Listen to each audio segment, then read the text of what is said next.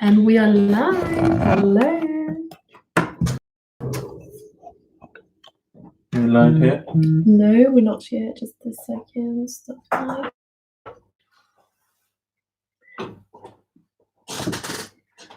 Here we are. Got both of it on. Very good afternoon. Afternoon. Good afternoon. How are you feeling today? So I want to start this afternoon daily tea that we have here. And I've been reading an article. I haven't even told him what we're going to be talking about now, so I'm just going to throw it and then you just tell me. Well, we basically just have, this is our time to have a chat, isn't it? Exactly, it's to have a chat and so a conversation. we're all having a conversation and no planning, no nothing, it's just having a chat. Indeed. No shaving either. So I've been reading this article. So I've been preparing a presentation about the international legal implications that there is from COVID-19. And I've been reading just about an hour ago an article from the, it's called the European Legal Blog for International Law.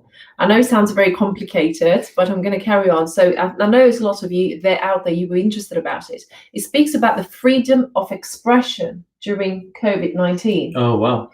A freedom of expression. And I think I told you a couple of days ago, I was watching this YouTube channel that they posted a video about coronavirus and COVID-19, and there was this one person that says that coronavirus does not exist.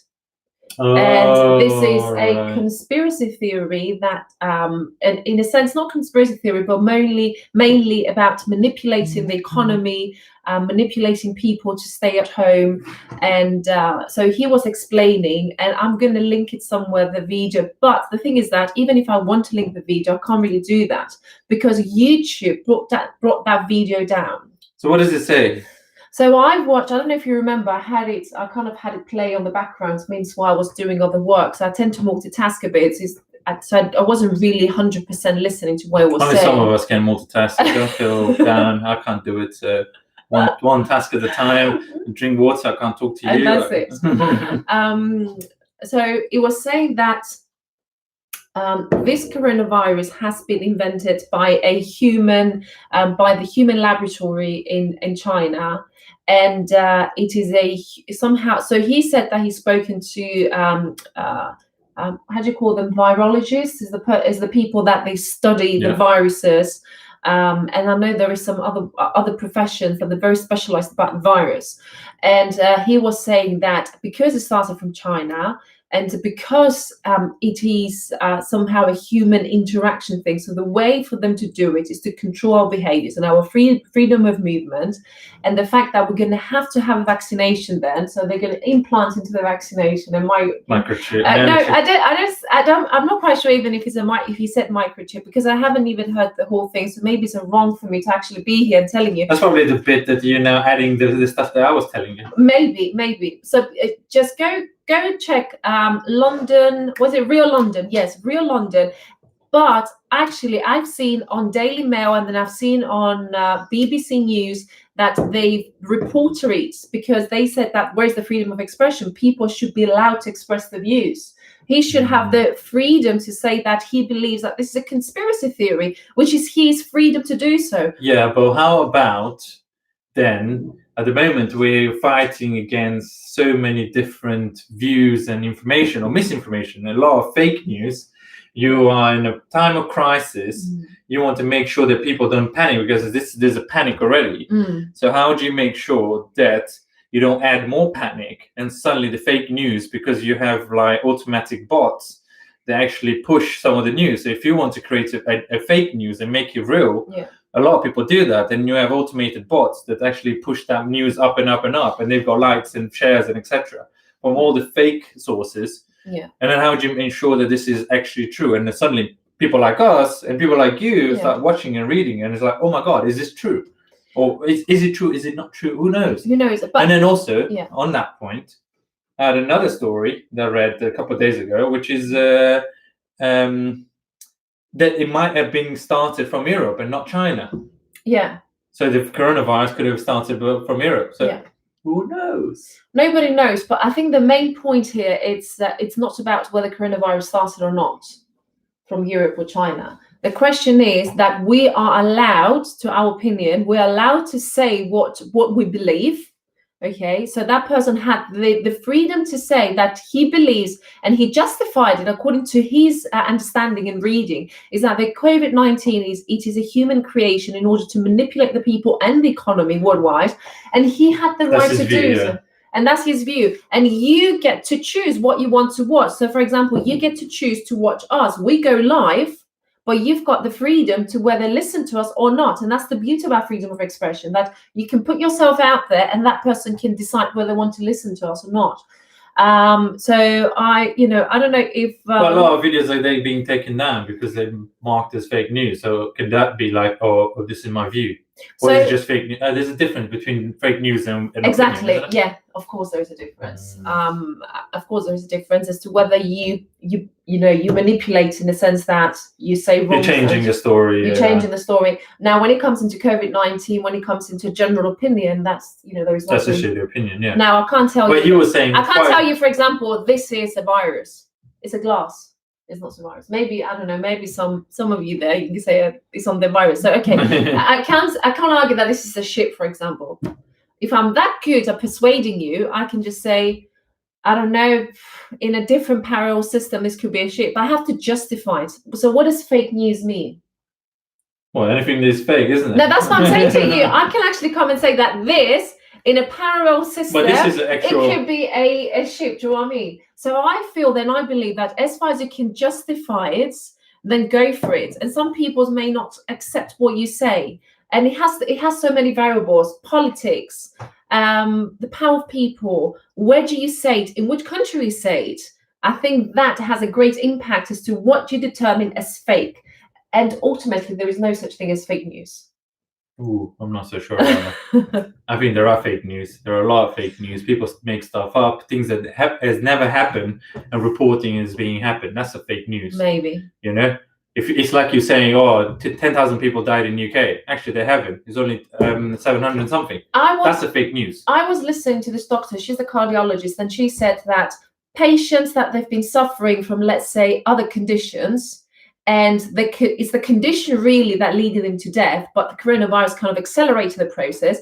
Do they still been diagnosed that they've actually passed away because of COVID-19, or is it because of their conditions? Actually, I was talking to my friend just now about this. I know. Exactly the same point. And then he was saying that his wife works as a nursing home, and quite a lot of people are dying there with symptoms of coronavirus, but because they haven't been tested as coronavirus, they're not counted as a coronavirus death. So there's probably our numbers that we're seeing a lot higher than the numbers that are actually happening due to coronavirus. But how can you tell, isn't it? If you haven't done the test, one of the biggest issues we currently have is there are not enough tests in the world. There aren't. But on this note, can I just say we've got someone from Malaysia. Saying hello. Hello, Warren, how are you? Tell us, how is it in Malaysia? How is the current situation? Oh, I heard in Malaysia, actually, and you can tell me if it's right or wrong, a lot of people that's been out of the country, that came into the country, have been put into quarantine, into some of them into nice hotels and stuff, and with the nice with the 5-star hotels, the 4-star hotels, and they have actually been taken care of for 14 days. Obviously, it's not great still, but it doesn't matter if it's 4-star or 5-star, but because they can't leave the room. But they've been taken care of fully from start to end. But I'm not sure if that applies to everyone. It feels like it's a lot more controlled over there. The numbers are not huge. So tell me if I've got it right or wrong.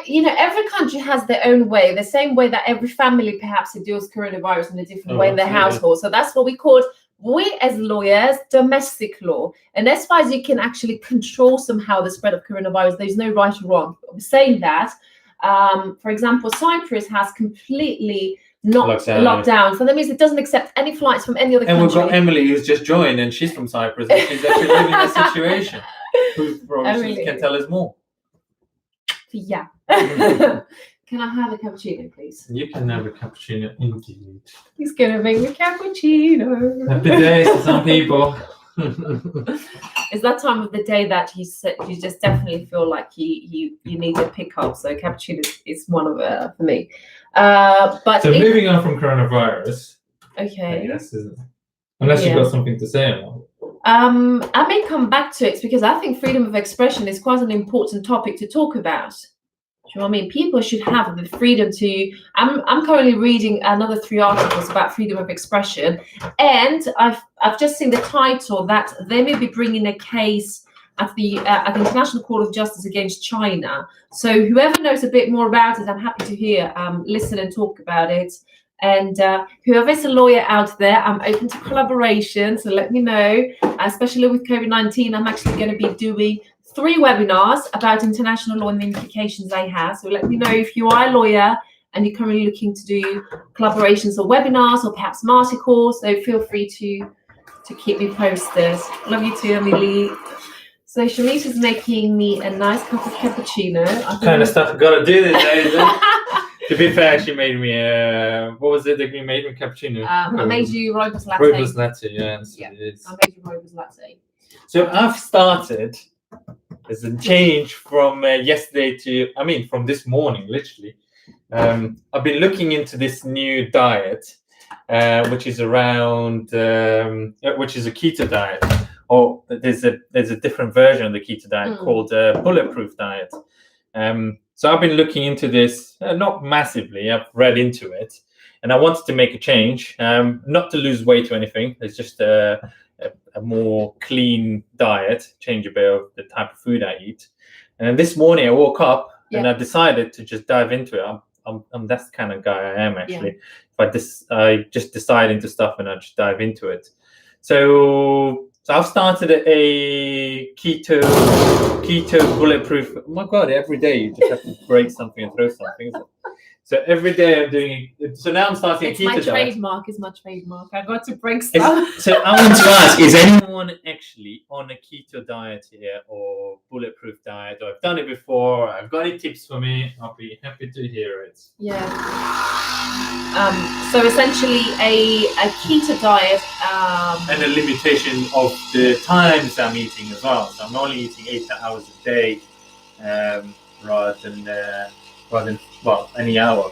And the removing of carbohydrates and stuff like that. So keto diet, you have to. So the first meal that you have to count yourself.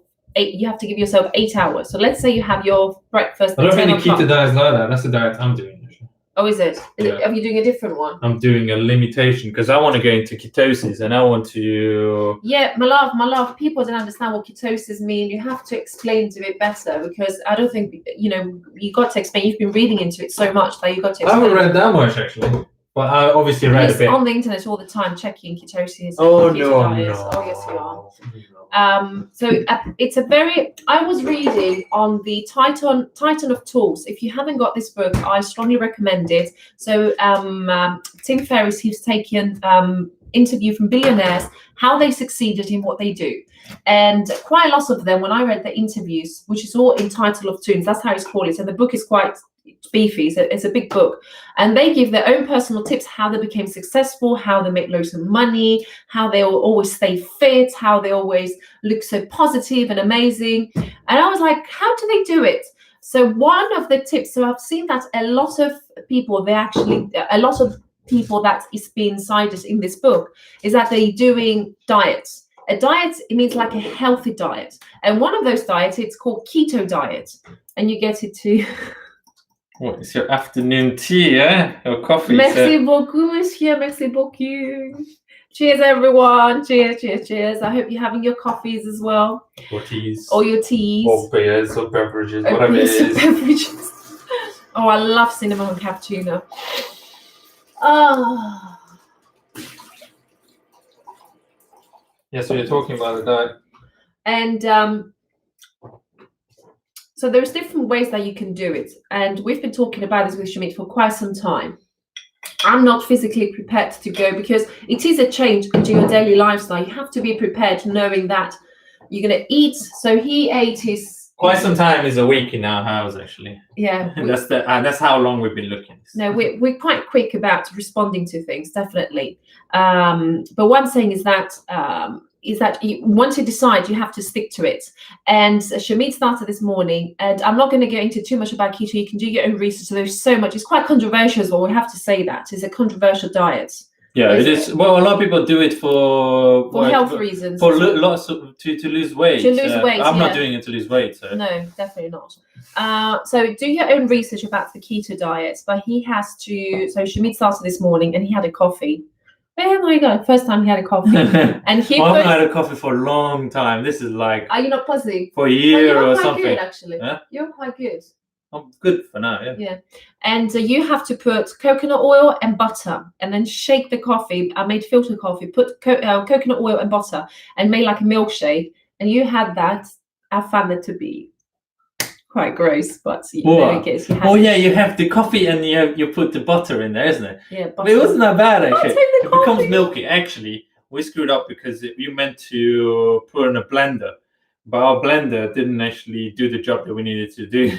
So Diana went and mixed it up manually. We didn't actually mix properly, so it became a bit like. It wasn't too disgusting though. Okay, let's just go through our questions here. So we've got some comments both on Facebook. So we're live on Facebook and on YouTube. So we've got both comments on both. So I would like to go through a bit on the comments. If you are not on YouTube, you can go and check out YouTube. It's my name, Diana Constantinide. I just type it and make sure you subscribe to my YouTube channel as well. Those that you are watching us on YouTube, thank you so much for being here. Now let's start with YouTube because one from Malaysia said that that there is a full restriction of freedom of movement, and the government discourages individuals to carry out non-essential travel, so going and doing things that are not essential.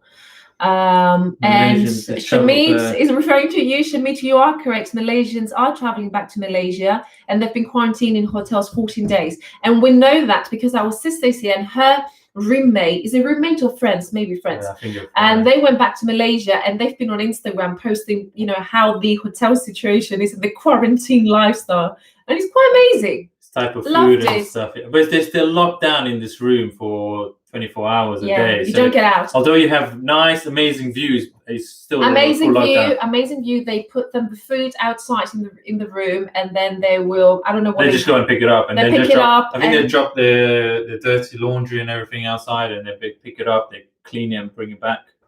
So it's not too bad, but again, you're still locked down in the place. And the same with the clothes, is it? So you just leave your dirty clothes outside, they pick it up, they wash it. That's what you said. Oh, is that what you said? Sorry. Yeah. Okay, so let's go on Facebook now. Somebody's talking about my diet. Emily said 16 to 8 is also good. Oh, don't say that's the name of son, so let's not mention names. Yeah. And has been doing it for a year now. He's very disciplined. Vasilisa means he has you as a queen. Me. Yeah, right. Okay, so we've got one person who's done the keto diet before. I'm actually going to text you and see how is it been so far. Text Zach maybe and see how is he been coping with that. Whoever's done their keto diets before, let us know. We're interested to see and why you've done the keto diet. There may be different reasons why everyone does keto diet. I think most people may be doing it to lose weight. Maybe that's what I think. That's what majority of people do, but apparently they have got different advantages and the different health conditions that you may have. So people are doing different things. I'm trying to try it. Yeah, that's very good English. It's fine. It happens. And we'll see how it goes. I think the hardest part is when you go into ketosis. So I'm going to let you guys know how I get on with it. I obviously just started this morning. I didn't feel that hungry. To be fair, I'm not a guy who gets too hungry, especially when I get into work. It's a bank holiday in UK today because of Easter still. Yeah. Easter Monday. So I'm pretty sure it is for most of the world, most of the Christian countries. Yeah, I think it's unless you guys doing Orthodox, which is Cyprus and Greece. Cyprus and Greece. It will start. So we're going to have on Friday and Monday. So we're going to have Anastasi, which means the resurrection of Jesus, is going to be on Saturday. So it's different times, but the same thing. I know that's lots of countries. It's a huge celebration. I'm saying celebration because we're talking about the resurrection of Jesus. Yeah. And that will bring a lot of prosperity, and it will bring luck, and it will bring hope to all of us. And I truly wish to each and every one of you hope. And for now, for the time being, there is freedom of expression. So if you feel that we shouldn't be staying at home and you've got reasons to justify, as I said earlier in this video, why perhaps coronavirus, it's a conspiracy theory, because we've been reading a lot. I've been reading some articles about it, and I'm interested to see what your view is on it. And let me just say a few good afternoons. I've got one good afternoon for Suraf Paul. Good afternoon. I've got Eva, yes, Eva Moore. And Suraf says, nice couple. Thank you. Thank you very much. Thank you. Namaste. Unless the church postpone it at the end of May. To postpone what? The thing in church. Postpone the actual ceremony. That would be interesting. They can just broadcast it, is it? It's live, or I don't know, on YouTube. Postpone Easter for end of May. They don't postpone Easter. Christ gets. What are you talking about? They've postponed the whole world. The whole 2020 has been suspended. Yeah, but this is a religious ceremony. Why cannot the church suspend the actual Easter? I thought there was a day that it actually happens, isn't it? I guess it's just a date. Well, you could argue it's just a date. So I don't know. Like any event, isn't it? We're meant to go to Easter. Yeah. Oh my God. Easter. Well, really? That's in Cyprus apparently. Yeah, must be. For everyone else watching. So does anyone know Bill Gates? I'm pretty sure most of you guys know Bill Gates, and that's one of the things that's been popping up on social media. I think yesterday. I'm not sure if you guys seen it or not. And this is about Bill Gates is obviously one of the richest person in the world. He's moved on to his foundation that's created, and then he's been going into a lot of the medical point. And in the coronavirus situation, he's been providing quite a lot of thoughts and ideas and his opinions. And he's been talking about, well, I think we all need to get vaccinated.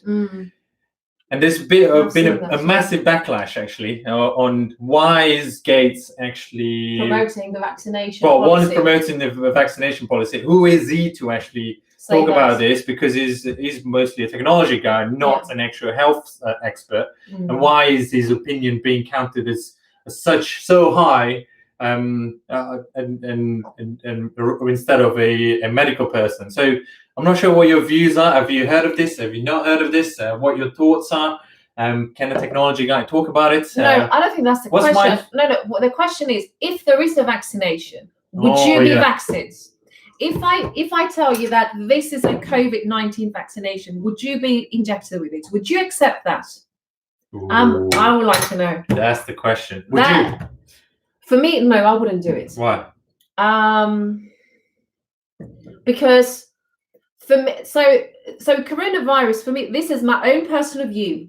For me, coronavirus, we've all been somehow locked down and isolated in order to protect the vulnerable people, even though there have been some statistics showing that it actually affects people that in the younger age, including my age. I'm 31.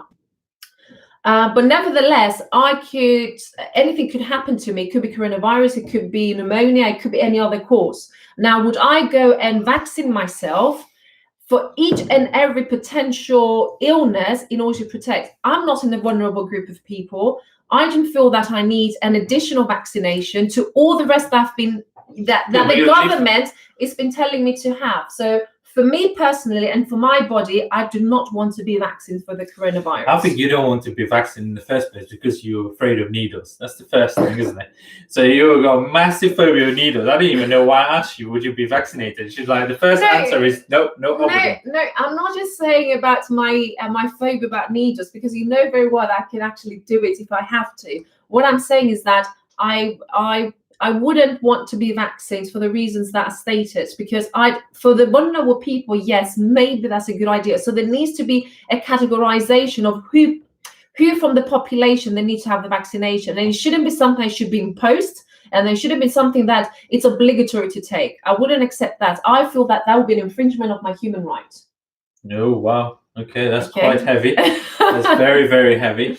Yeah, it comes into the surface, the kind of legal conversation now. So keep me calm. Have another sip of coffee, Diana. I think she'll probably, as soon as if they say, well, everyone needs to take this vaccination, Diana will probably be the first one suing them and say, no chance.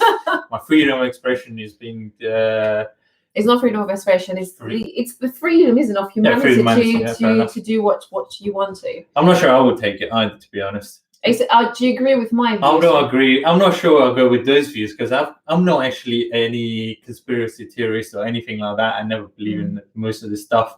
But I think that if they're going to push it for everyone in the world, then there will be something in there that they're going to try to get out of it. It's and these days you can put nanotechnology into the vaccination. You put it in, next minute you're watched and controlled everywhere. Why wouldn't you not do it?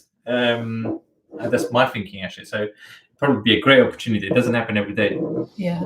Vaccinate people to see if it works. But if it takes 18 months to bring out to the public, and what they have seen some information from valid sources, actually, that the vaccination might come out in as soon as September.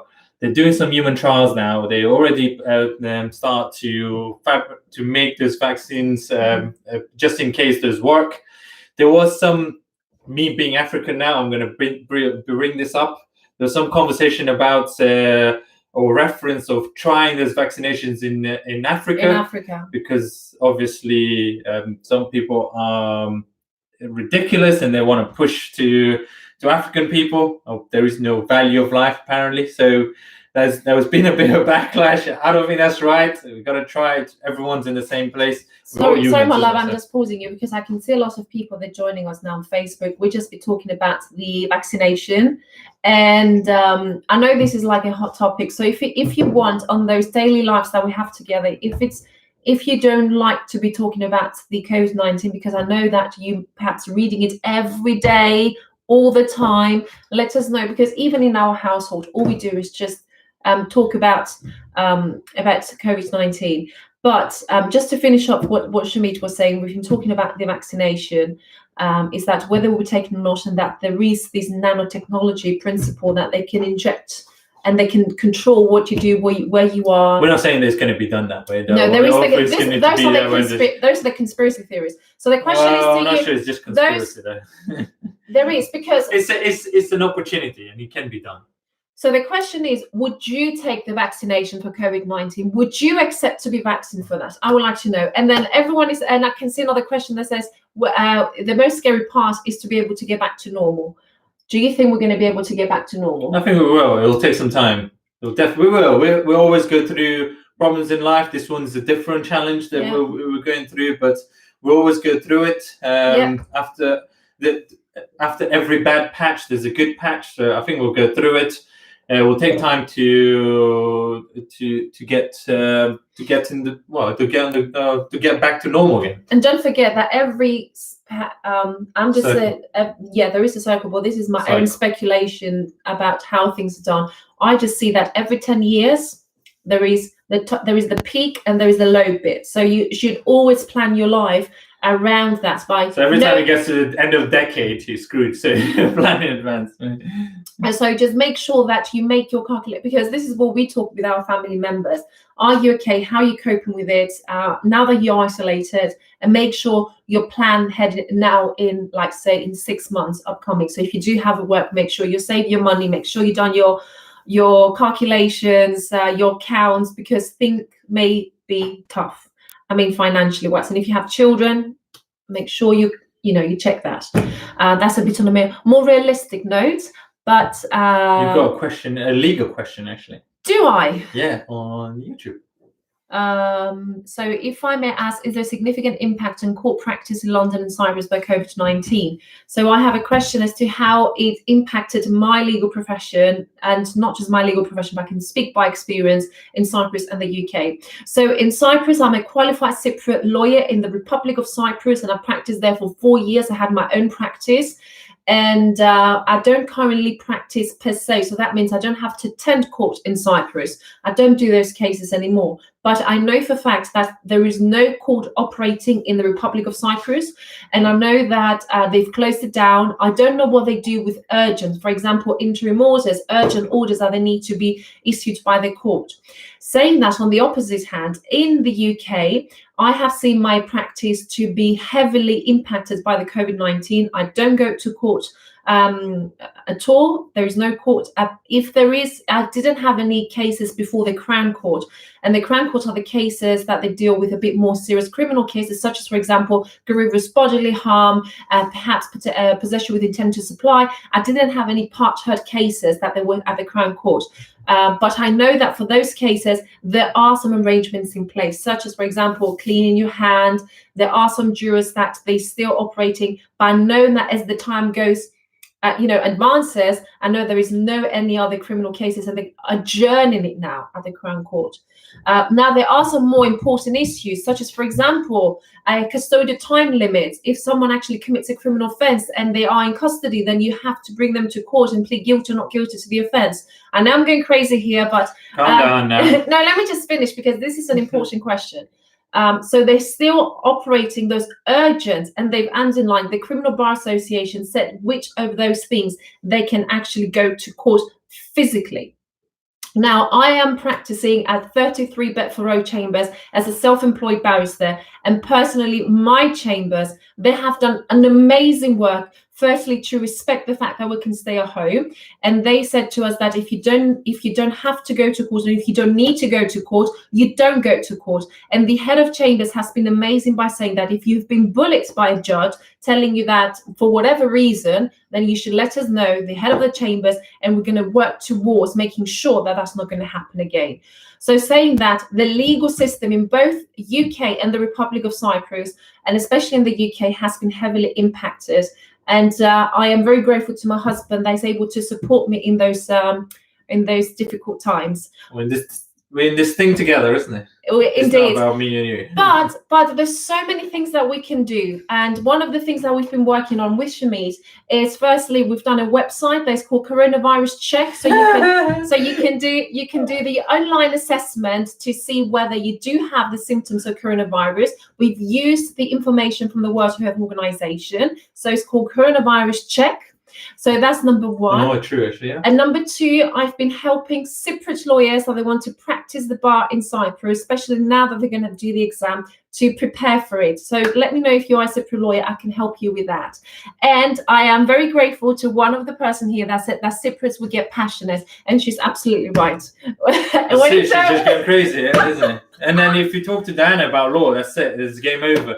Any question about law, this is it. We can be here for hours and hours, and she can continue talking about. This is as exciting as I've seen you for the past 2 weeks or something. Yeah, I have it. So anything related to law, this is it. It kickstarts it.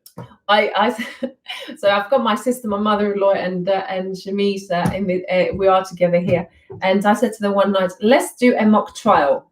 Oh my God! Let's do. That's basically a slaughterhouse for everyone else in the house apart from her, because she just slaughters everyone. We won't have a clue about what to say. I would be the judge. Shamis would be the defense lawyer. Christina is going to be the I think she would be the prosecution. Or the perpetrator or the defendant. And then my mother-in-law will be prosecution or something like that. My God. But they didn't. Could you imagine me trying to I was defending my mom. You were defending your mom. That makes sense. Yeah.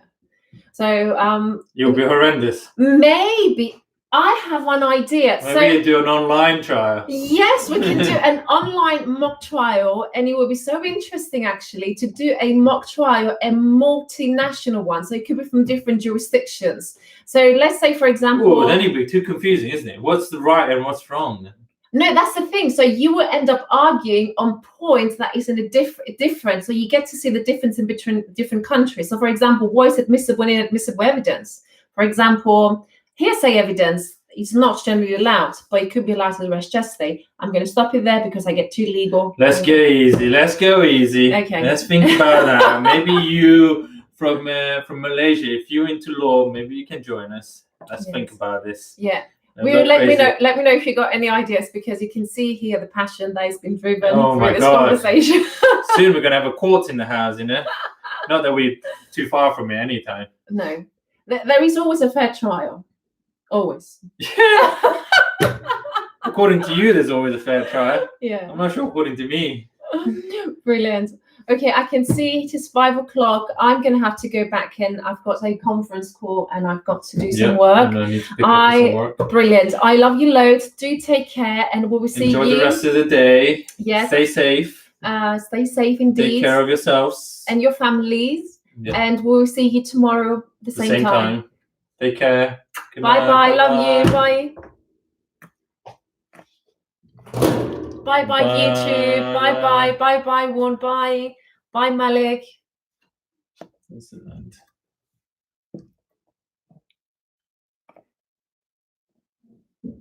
Would you